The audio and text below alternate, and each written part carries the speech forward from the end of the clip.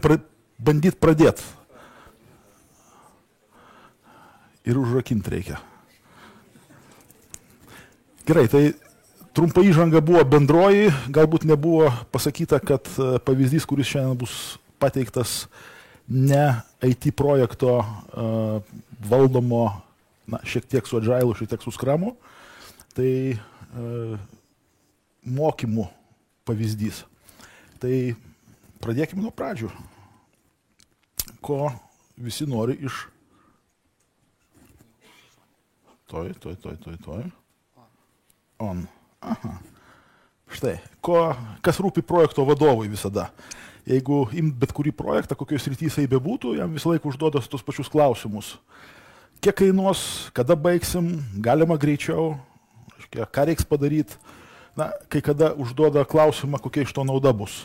Taip, ir jeigu paimt projektus, yra didžioji dauguma projektų ir įprastinių, klasikinių, tradicinių jų valdymo sistemų, iš kurio jos atėjo ir PMBOK'as, ir Princas, ir ten galim dar kitus vardint, tai yra iš inžinierinių projektų, kurie yra pakankamai apibrėžti ir nėra labai sudėtingi projektai. Kitaip sakant, chaoso laipsnis nėra labai didelis, nebent pats pasidarai didelį chaoso laipsnį tam projekte.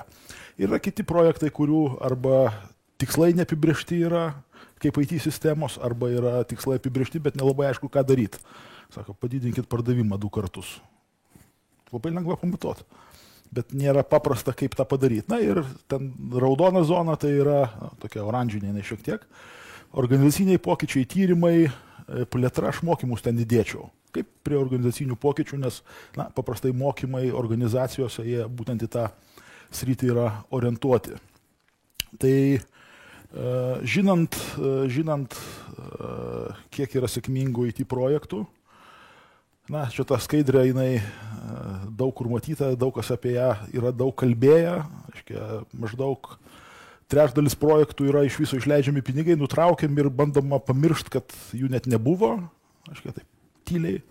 Aš nekalbu apie inžinerinius, aš kalbu tos projektus, kuriuose yra nemažai chaoso. Čia yra IT projektų paveikslas, maždaug pusė iš jų yra pabaigiama su kažkokiais tai tikslo parametro pažeidimais apie 200%, grubiai.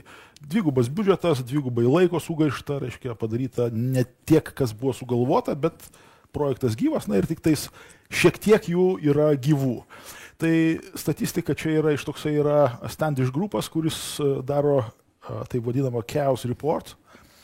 Ir čia yra 94 metų skaičiai, ta prieš tai buvusi skaidrė.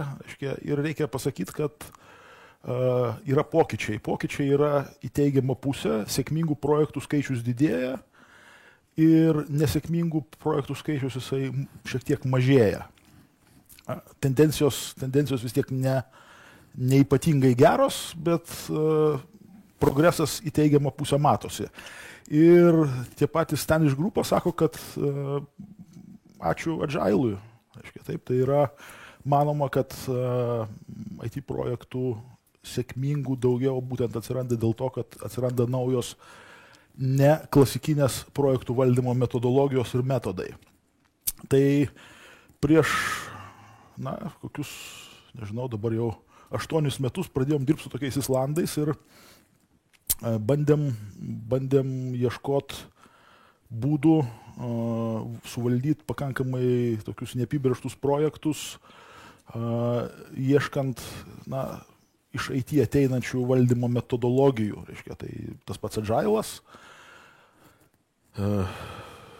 Ten buvo toks etapas, kai į SMM buvom įlindę, bet SMM'as iš tikrųjų irgi yra labiau prie klasikos galėtumėm skirti. Taip, tai Agile'as jisai pasirodė gana įdomus ir kalbėjom apie tokius dalykus kaip iš esmės organizaciniai pokyčiai. Mano darbo sritis yra vadybos sistemų diegimas organizacijose ir mes visą laiką bandom kalbėti apie tas sistemas, kurios realų pokytį duoda, ne tas, kur reikia, kad į konkursą galėtum eiti, gavęs ISO 9001, bilietą nusipirkti į konkursą, bet dalykai, kurie iš tikrųjų realiai veikia. Ir tokių bandymų, neartikuliuotų buvo pakankamai nemažai ir turiu tokį kolegą, čia yra jo paveikslas, vaikinas vardu Haukuras, reiškia visą gyvenimą užsiėmęs mokymais ir jisai buvo parengęs tokią mokymo programą, kuri vadinosi Viking Ship, vikingų vadybos konceptą tokį parengęs buvo ir aš jam pasakoju apie Agile, jis man pasakoju apie vikingus ir žiūrim, kad mes labai daug bendros kalbos randam.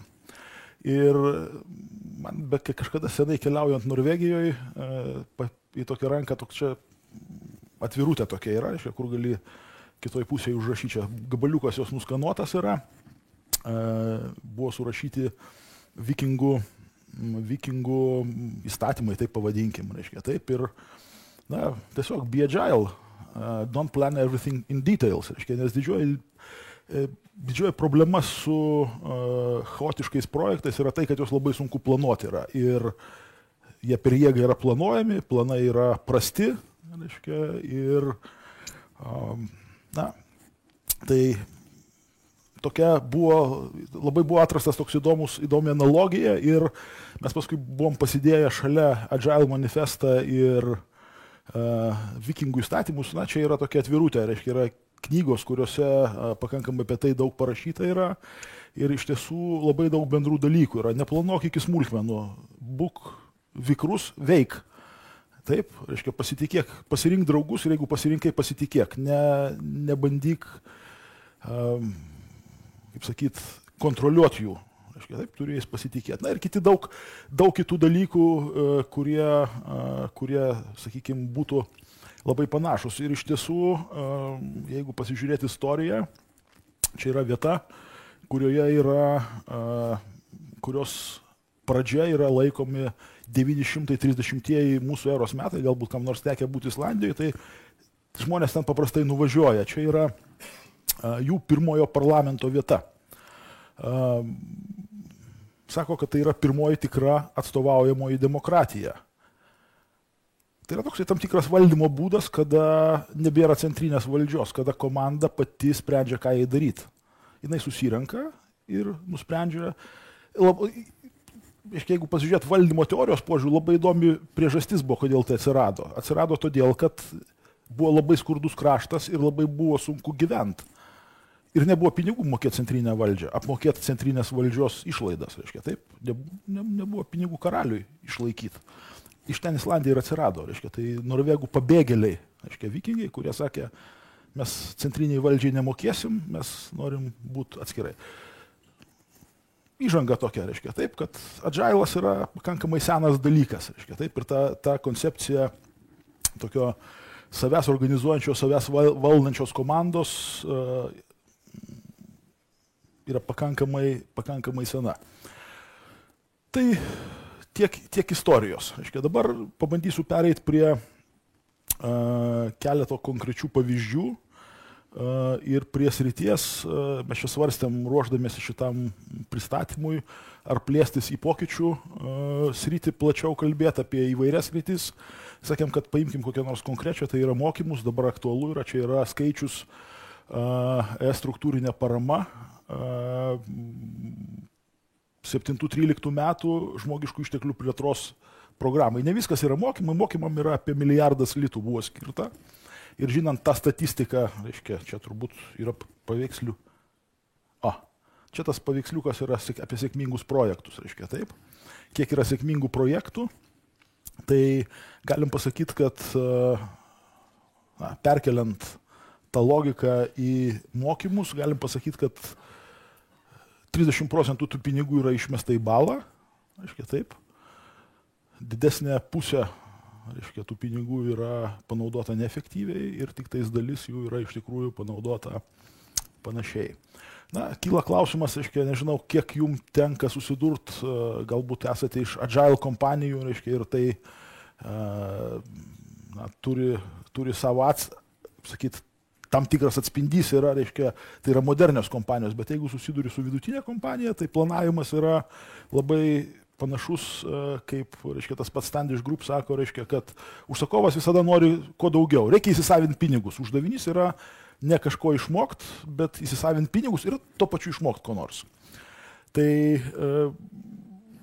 akivaizdu, kad kada reikia pasakyti iš anksto, ko norėsi mokytis, reiškia taip, ir ko iš tikrųjų reikia, tas planavimas yra toksai pakankamai sudėtingas. Ne agile planavimas, nes to reikalauja. Na ir čia yra statistika iš IT sistemų, bet aš sakyčiau, kad jinai dar baisesnė yra su mokymais. Tai 45% visų sukurtų savybių nė karto yra nepanaudojamos. Taip, jeigu važiuojam klasikiniu būdu ir kūriam sistemą klasikiniu būdu. Na, 19% yra panaudojamos retai ir principė būtų galima apsieiti ir be jų. Na, tai sakykime, kad turim, reiškia, maždaug 60% sistemos, už kurią sumokėjom, bet nenaudojam. Tai panašiai ir su mokymais yra. Tai čia dar galima būtų tiesiog pasakyti, kokiais instrumentais yra klasikinis planavimas daromas ir kas yra agile planavimas, reiškia, taip kaip mes jį suprantam, nebūtinai IT sektoriui. Klasikinis planavimas, reiškia, tave sakė, imk žiūronus, žiūrėk ten, kur jau nieko nebesimato, bet turi pasakyti, kas bus. Reiškia, taip, tai yra instrumentas yra toksai ir tave reikalauja iš tikrųjų priimti sprendimus, kurių tu negali priimti, nes nežinai, kaip keisis, kokia dinamika situacijos bus, reiškia, kada jau projektas įpusės, reiškia, taip, ar tau gal daugiau reikės kažko, ar kažko reikės mažiau, bet paprastai reikalaujama yra, kad tai būtų konkrečiai fiksuota ir neleidžia keisti. Agile sako, kad pasiimam kryptį ir kada jau prieisim į situaciją, reiškia, pasiimam padidinimo stiklą ir gerai išsianalizuojam situaciją, pasižiūrėkim, ko iš tikrųjų mums reikia arba ko mums gali reikėti. Tai tokia praktika, reiškia, tokiu būdu buvo konstruotas vienas mokymų projektas, apie kurį kaip atveju analizę aš dabar trumpai papasakosiu. Aš bandysiu tilpti pusvalandį ir palikti laiko klausimams ir šiokiai tokiai diskusijai. Čia daugiau buvo taikytas skramas, skramo pavadinkim pavadinimai, nors tai nebuvo visiškai tiksliai vienodai interpretuota, kas reiškia susipažinę su skramu, galės tiesiog pamatyti, kur yra panašumai, kur yra skirtumai ir tai nebuvo visiškai tiksliai atkartotas modelis, bet situacija buvo tokia, kad buvo viena kompanija, tiksliau įmonių grupė Lietuvoje, reiškia, kurią sudaro daugiau kaip 10 kompanijų. Ir mes su jie susitikom, susipažinom dėl to, kad per projektų valdymo kampą, bet pasirodė, kad jiems reikia ne tik projektų valdymo, bet ir tokios dvi sritis, kur aiškiai identifikuotas poreikis ir personalas maždaug reaguoja taip. Sako, kada į personalą ateina vadovai ir sako, kad mūsų pardavėjai yra blogi, ką daryti reikia, ką reikia daryti, mokytis reikia. Taip, tada siunčia žmonės mokytis. Bendras mokymosi biudžetas mes ten tiksliai neskaičiavom, bet jisai gerokai viršijo 100 000 litų per metus, tai nėra labai dideli pinigai padalinus iš 10 kompanijų, bet visgi yra sumoje nemaži skaičiai, reiškia, žmonės mokosi, grįžta ir nieks nesikeičia. Ir, reiškia, toksai atsirado lėtinis, sako, mokytis faina yra, reiškia, tai yra toks geras būdas pakeisti darbo aplinką, reiškia, tai yra nuvažiuoji, reiškia, pasimokai, pasižiūri kaip kiti, atsiranda ryšių, kontaktų, bet tokia atsirado bendra tokia lėtinė nuostata, kad, sakė, mokymai tai gaišina laiką ir neduoda naudos. Tokios apčiuopiamos naudos, bet toks jausmas, kad mokytis vis tiek reikia, visi mokosi, tai ir mums reikia mokytis. Tai mes pabandėm pasiūlyti, reiškia, turiu pasakyti, kada mes pabandėm pavadinti tai agile, reiškia, žmonės išsigando. Bet kada nenaudojam, aš čia dabar prezentacijoje palikau agilinius terminus, reiškia, nors konkrečiu atveju mes to nenaudojam. Toksai Scrum mokymosi procesas, reiškia, tai buvo, reiškia, kadangi ėjo du srautai lygiagrečiai projektų ir pardavimų mokymosi, tai 4 mėnesiai maždaug užtruko, jau po to, kai viskas buvo sutarta. Buvo daromos ir vienam, ir kitam diagnostikos tokios sesijos, kurioje galima pagal Scrumą, reiškia, pasakyti, kad tai maždaug toksoj vizijos formavimas buvo įvykęs ir pabaigoje buvo baigomoji sesija. Reiškia, šitas 3-4 mėnesiai buvo sukapoti į sprintą, bet skirtingai nuo Skramo tai nebuvo nustatytas tikslus periodas. Buvo 2-4 savaitės ir tas varijavo priklausomai nuo to, kada padaromi namų darbai yra. Na ir kiekvieną dieną buvo Scrum susirinkimas, tarsi kiekvieną dieną bandėm suskaičiuoti statistiką, tai maždaug 4 dienos įvykdavo tai, kas turi būti. Dabar apie kiekvieną punktą labai trumpai. Reiškia, labai įdomus buvo pokalbis, yra funkciniai vadovai, reiškia pardavimų projektų ir kadangi tai yra grupė įmonių, reiškia žmonės labai turi skirtingas nuomonės, ko iš tikrųjų reikia. Ir kada bandai paklausti, ką reikia pagerinti, reiškia, nėra atsakymo bendro. Reiškia, taip, projektai yra blogai valdomi, ką reikia pagerinti, kad būtų gerai. Kas yra gerai, neaišku. Taip, tai vat, iš to atsirado tokia įžanginė sesija, kurioje buvo ir vadovybė, ir personalas, ir pagrindiniai žaidėjai, reiškia, pakankamai tokia, gal čia tiesiog organizacijos kultūra leido pakankamai atvirai bendrauti toj situacijoje, reiškia, buvo išsiaiškinta, kaip mes suprantam, kas yra geri rezultatai, tai yra tokia lyg tai pakankamai aiški vizija galutinio judėjimo, kur link judam buvo atsiradusi ir, reiškia, kaip sakyt, buvo aišku, kur link judam. Aiškiai, visas ciklas buvo aptartas. Sprintas tai yra jau tos mokymosi sesijose, kuriuose nebuvo nei užsakovo, reiškia, tai yra nei projekto šeimininko, nei personalo, kitaip sakant, tai buvo tik tais komanda, kurioje vyksta mokymai. Ir mokymai trūkdavo, realus tas dalykinė dalis būdavo labai nedidelė, jinai užimdavo retai, kada užimdavo daugiau kaip porą valandų, reiškia, tai paprastai tilpdavom į 2 akademinės valandas. Ir tie etapai kartodavosi kas 2-3 savaitės. Antrose, trečiose jau būdavo praėjusio periodo aptarimas ir kas vykdavo toliau, reiškia, tiesiog buvo kalbama apie tai, kad reikia nedaug mokytis, bet mokytis mažai ir taikyti iš karto tai, ką išmokom. Kitaip sakant, nežinau, kokį čia pavyzdį galima būtų iš pardavimų, pavyzdžiui, pasakyti, nesiseka skambinti šaltais skambučiais, reiškia, taip. Periodas, reiškia, daugiau nieko nesimokom, pasižiūrim, kaip sekėsi, reiškia, taip, pasidarom įrankius, sekimo turiu galvoj, progreso sekimo, užsirašyti, kaip sekėsi ir, reiškia, iš esmės per tą sprinto tokį planavimo susitikimą, reiškia, gauni dar papildomai, reiškia, darbuotojų įsipareigojimą, jas darysim šitą. Noriu pasakyti, kad buvo labai skirtingai, čia turbūt daugiausiai skirtumų buvo pačiam susirinkime, nes jeigu pardavėjai dar tenai buvo 2 grupės, kurios galėdavo susirinkti realiai kiekvieną dieną, fiziškai galėjo susirinkti krūvą. Tai su projekto vadovais jie labai išbarstyti per skirtingas organizacijas ir mes bandėm ieškoti tokių susirinkimo galimybių, kas iš tikrųjų, apie tai atskirai galbūt. Tai susirinkimas, aiškiai, standartinis, kaip sekėsi, ką darysiu šiandien, kokios yra kliūtis. Tai labai įdomu, patiems žmonėms gimė tokia analogija, sako, man čia, sako, panašu į anoniminių alkoholikų susirinkimą. Reiškia, susirenka žmonės ir sako, reiškia, aš Tomas, reiškia, man vakar sekėsi taip, reiškia, taip. Bet nežiūrint tokio pradžioje tokio gana formalaus ir tokio neįprasto dalyko, žodžiu, žmonės įsivažiavo ir sako, tai labai padeda.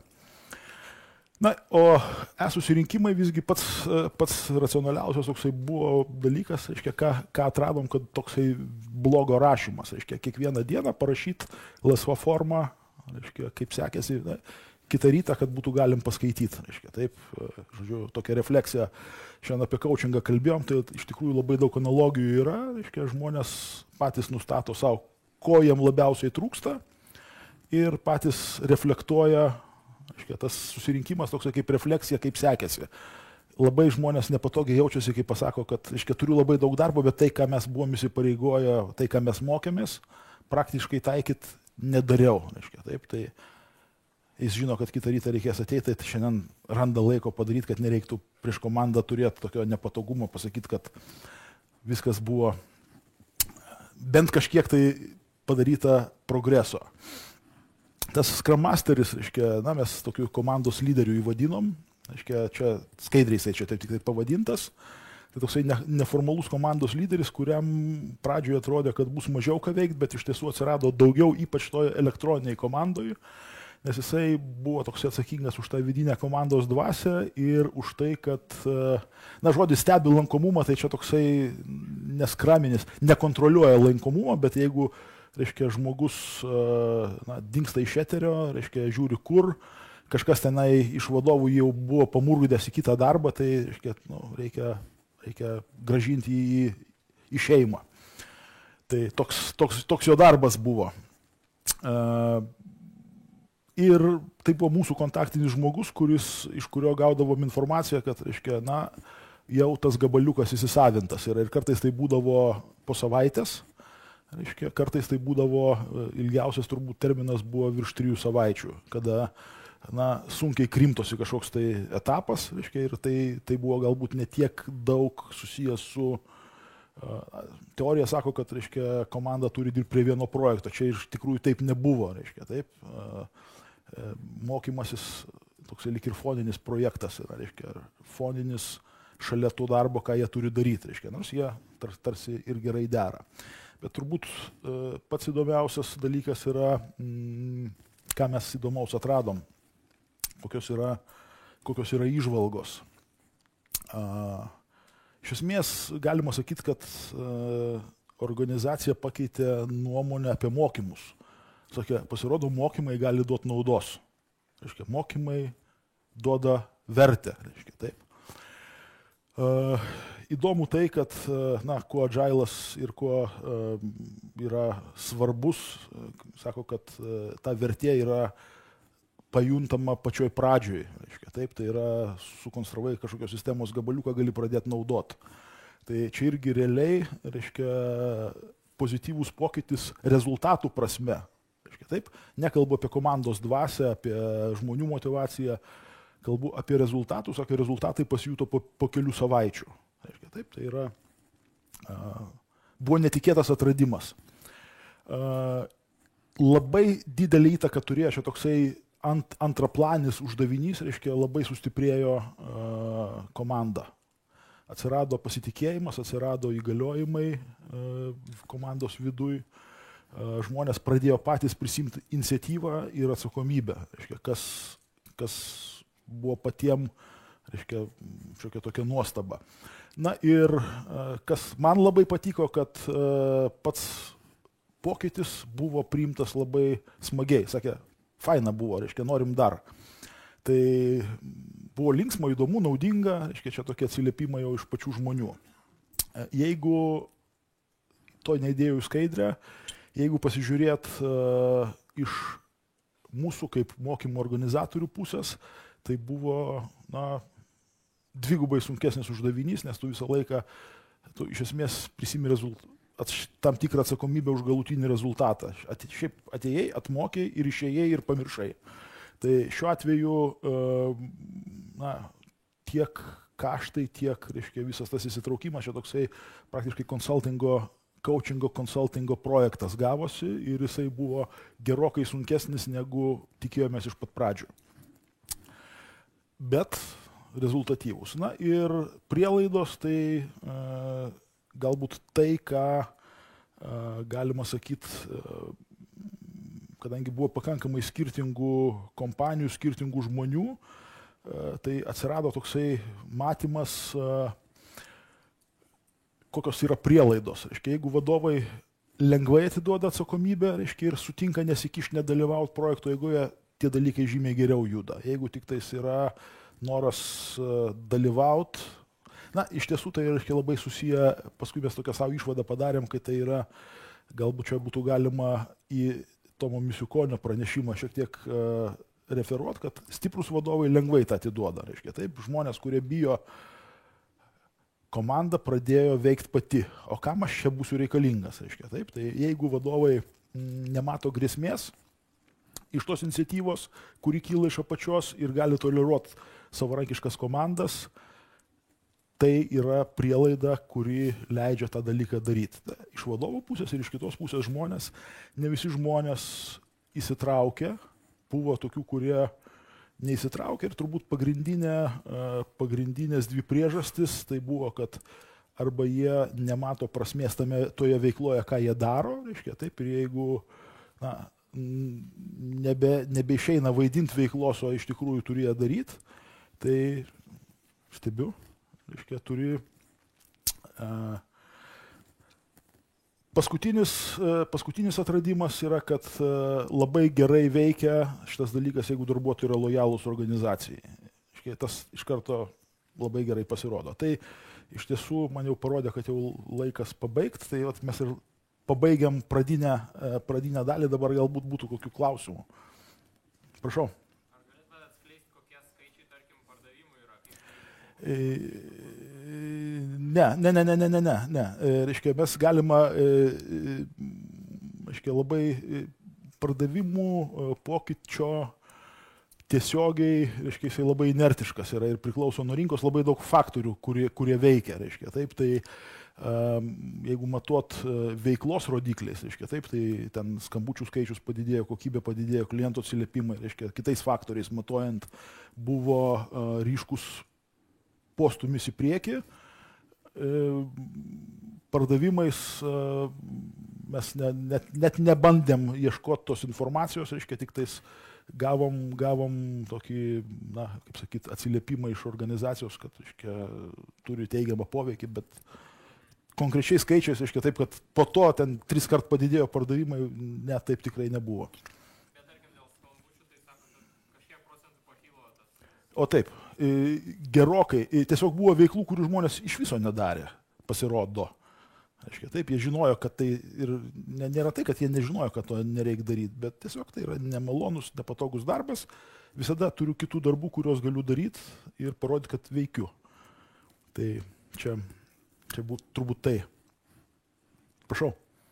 Turiu porą klausimų. Vieną apie statistiką konkrečiai, kurią prezentacijos pradžioje. Tiesiog man įdomus vienas toksai faktas buvo, kad 2002 metais krito realiai nesėkmingų projektų skaičius, paskui jis vėl pakilo. Šitą kalbą, taip? Manau, kad reiškia, jeigu pabandyt pasižiūrėti, iš tiesų projektų sėkmės rodiklių suskaičiuoti būtų labai sudėtinga. Manau, kad čia yra paklaidos metodologija. Aš taip svarstau, reiškia, taip, kad yra metodologijos paklaidos, negu kad sunku pamatuoti tos dalykus iš tikrųjų ir nustatyti priežastis giliai. Antras klausimas būtų apie komandą. Reiškia, kad minėjote, kad sustiprėjo komanda, atsirado iniciatyvos ir panašiai. Galbūt šitoje vietoje galėtumėte pasidalinti, sakykime, jūsų matomom priežastim ar pamanomom. Aš įsivaizduoju, kad pagrindinė priežastis buvo sumažėjo sąveikos vadovas pavaldinys, atsirado daugiau komandos darbo. Tai tiesiog tas pokytis, reiškia, šiaip reikia pasakyti, kad, reiškia, tekia daug įvairių organizacijų, matyti kitose kontekstuose. Yra, aš norėjau oponuoti, gaila, Tomo Misiukonio nėra, sakė, ten buvo viena iš jo skaidrios tezių, kad coachingas gali tikti bet kokioje organizacijoje, tai aš su to nesutinku, nes jeigu organizacija yra labai vertikali, aiškiai taip, ir organizacijos vadovai reiškia, jeigu vadovai vadovauja primiktinai, reiškia, imperatyviai, žmonės virsta tokiais, kurie sako, aš tai mano rankos yra, tu vadovas, tu sakai, ką jom daryti.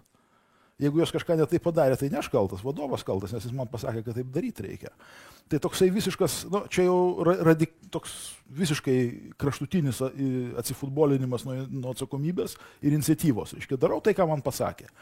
Tai konkrečiai toj organizacijoje nebuvo, na, galbūt tokie įpročiai susiformavę, bet tai nebuvo, reiškia, didžioji dauguma vadovų pakankamai šviesų žmonės, yra tiesiog, na, kažkaip tai nebuvo postumio pereiti į tą tokį, reiškia, iniciatyvos atidavimą į apačią, čia buvo toks impulsas ir po to jie kalba apie tai, kad, reiškia, ir kitose srityse, reiškia, na, netgi tam procesiniam, neprojektiniam, procesiniam valdyme, reiškia, ta atsakomybė daugiau gali būti atiduota, reiškia, ir ta centralizacija. Kitaip sakant, ne taip baisu atiduoti valdymą, kaip atrodo, na, čia vėlgi, reiškia, tai, kad, ką prieš tai pasakojo, kad baisu, nors tai nėra taip baisu. Prašau. Aš gal norėčiau paklausti, čia panašu šiek tiek klausimas būtų, kalbant apie tą pačią organizaciją.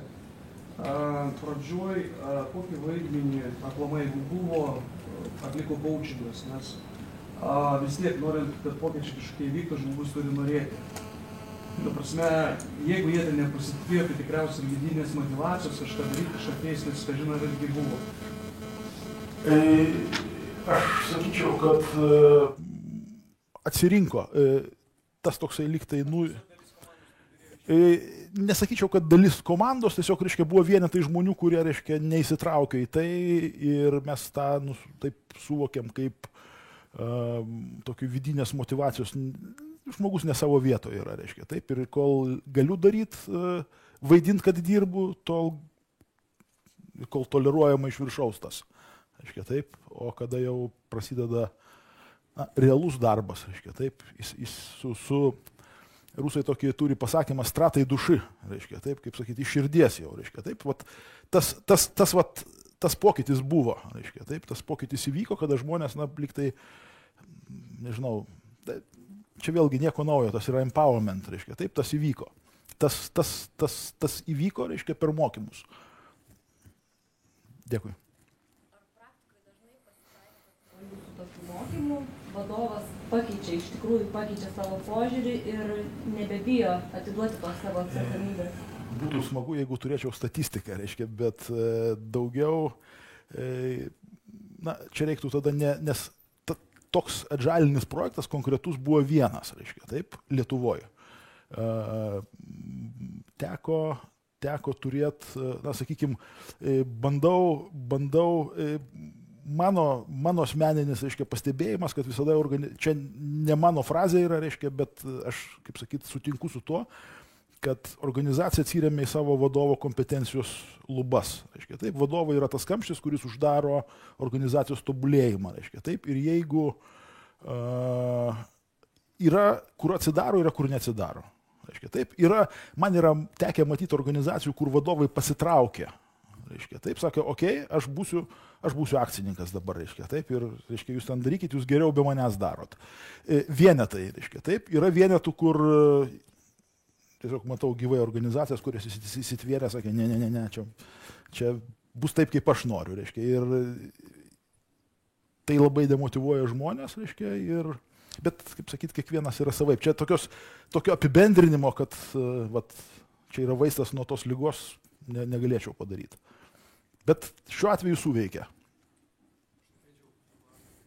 Tomas prieš tai ankstesnį prezentaciją minėjo sporto klubą, tai to pačiu pavyzdžiu sekant, kiek jūs matuojat tą poveikį, kiek jisai išlieka ir kiek dar žmonės apie sporto klubą eina? Ne, bet, reiškia, aš vis ieškau žodžio tokio, angliškai yra toksai žodis unlearn, reiškia, taip. Nežinau, kaip lietuviškai pasakyti, reiškia, taip. Tai jeigu tu moki, tai atsimokyti nelabai išeina, reiškia, taip. Tai kada pats tas dalykas yra, kad mes mokomės žiniom ir mes mokomės įgūdžiais. Ir kada susiformuoja įgūdžiai ir kada tie įgūdžiai duoda rezultatą ir kada žmonės nuo to patiria kaifą, aš nematau motyvo, reiškia, kodėl tas turi dingt. Atsakydamas į jūsų klausimą, negaliu pasakyti teiginio, kuris pagrįstų, kad toliau viskas tobulėja. Kontaktai yra likę, reiškia, atsiliepimai šilti. Kur toliau viskas tai nuves, sunku pasakyti. Taip. Skaitant jūsų išvadas ir rezultatus, matau daugiau teigiamų dalykų radot. Kas neveikia šitame modelė? Ką priemat kaip šoktas pamokas, ką vertėtų tobulinti? Kaina šito projekto. nes darbo buvo gerokai daugiau ir dėmesio, ir tai aš tą paminėjau, sakau, netraukiau to į skaidrę, reiškia, bet tai buvo vienas dalykas ir čia vėlgi, reiškia, turbūt žmogiškai yra ir vieni mato daugiau teigiamų pusių, kiti neigiamų, aš nežinau, man nebuvo kažkokių ypatingai neigiamų pusių. Aišku, jų gali prisigalvoti galbūt kažką, kad į pietus pavėluodavom, reiškia, dar kažką, bet tokio įsitrauk ir pravažiuoja. Negaliu atsakyti šitą klausimą kažkaip. Prašau. Kaip matavot rezultatus projektų? Pradžioj projektų, kai vat pristatinėjot ir pradėjot, ir po to pabaigėt?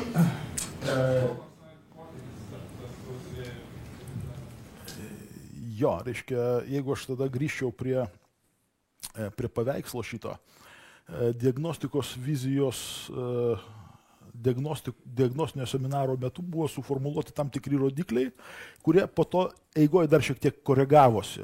Reiškia, tai su pardavimais buvo šiek tiek lengviau, su projektais buvo šiek tiek sunkiau, bet aš sakyčiau, kad jeigu pardavimai daugiau homogeniški buvo, reiškia, tai projektai labai skirtingi buvo. Tai kompanijoje yra Europos projektų ir investicinių projektų, ir inžinerinių, ir pokyčių projektų, ir buvo pakankamai sudėtinga. Reiškia, tai tokio, jeigu sakyčiau, pardavimuose tai buvo pagrindė procesiniai rodikliai sudėlioti pakankamai aiškus, tai su projektais buvo blogiau. Reiškia, bet tam tikras na, reiškia, problema yra ta, kad jeigu skirt veiklos rodiklius ir rezultato rodiklius, tai pardavime ir tos lengviau nustatyti yra projektuose, reiškia, daugiau rezultato rodikliai dominuoja laiku, gerai ir biudžeto rėmuose, reiškia, taip. Tai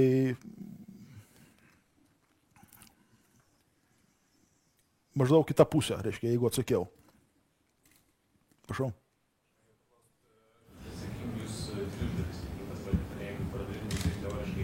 Kanbanas jau išrašo teisingesnis, neprieimus projektas, bet aš iš viso išlygintų išgirdau standartą, nes jūs dar galbūt bandėt, galbūt nebandėt, ar aš galvoju, kaip panašiai.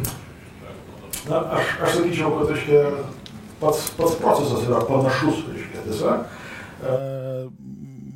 Kokius įrankius gal jūs įvardintumėt, reiškia, nes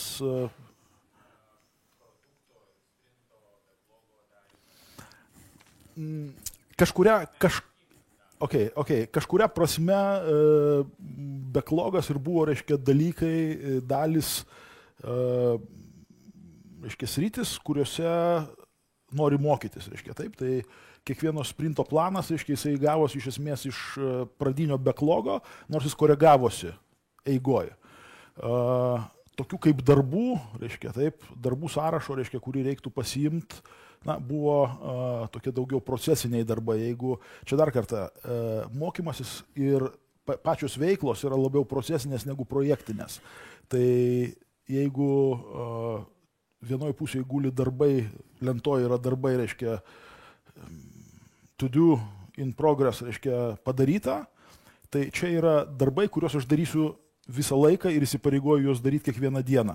Reiškia, taip, nu, kaip pavyzdį, sakėm, skambinti arba tenai, reiškia, atsakyti sureaguoti per tam tikrą laiką, reiškia, taip ir darau įrašus. Tai, na, yra, aš dar kartą sakau, tam tikri skirtumai buvo. Galbūt jūs teisus, reiškia, galbūt kanbanas būtų arčiau. Prašau. Jūsų manymą, galima taikyti tokius, reiškia, metodus masiniam mokymui. Ne grupė 10 žmonių ar kiek, o 100 tūkstančių. Aš norėjau pasakyti, kad, na, čia šiek tiek yra pagal konferencijos kontekstą, reiškia, šitie metodai nėra nauji. Ir yra toksai, tarp tų pačių skandinavų, yra toksai savoka learning cycles, reiškia, taip, mokymosi rateliai. Tamsu, poliarinė naktis, reiškia, žmonės susirenka, sugalvoja, ką mokytis, vienas šiek tiek pasiruošia, reiškia, ir jie tenai mokosi. Kalbas mokosi tokiu būdu, reiškia, taip, tai yra saviugdos tokie rateliai, reiškia, taip, tai pats modelis čia yra vėlgi, reiškia, lietuvių kalboje yra mokyti ir mokytis labai nesiskiria. Teaching and learning, kai learning išverti į kitą galą, gauni, turėtų būti teaching, reiškia, jeigu iš lietuvių kalbos išverst atgal, reiškia. Taip, tai liko 1 minutė. Taip. Tai aš manau, kad čia iš esmės klausimas, kaip įtakot, kad perkelt atsakomybę ir kad susidarytų kompanija. Dar kartą, man ta analogija jinai labai gyva yra anoniminių alkoholikų, reiškia. Taip, tai yra grupė žmonių, kurio daro kartu tai, ko po vieną padaryti negali. Tai čia iš esmės, reiškia, tas modelis buvo gana panašus, kada nekyla rankos man daryti tai, ką žinau, kad reikia daryti, reiškia, ir tas mokymas jis yra daugiau toksai, susirenka kompanija, kur aš įsipareigoju prieš savo lygius kolegas, reiškia, daryti tai, ką aš ir taip turiu daryti. Tai toks... Nebeturim laiko klausimų. Viskas, reiškia. Trumpa, gerai. Galite įvardinti perliuką tą savo kūrinėt, kas ten yra Žel manifeste, kas jau buvo žinoma prieš... Taigi buvo, tai visgi. Ar jūs atėjęs vėliau? Vaisai.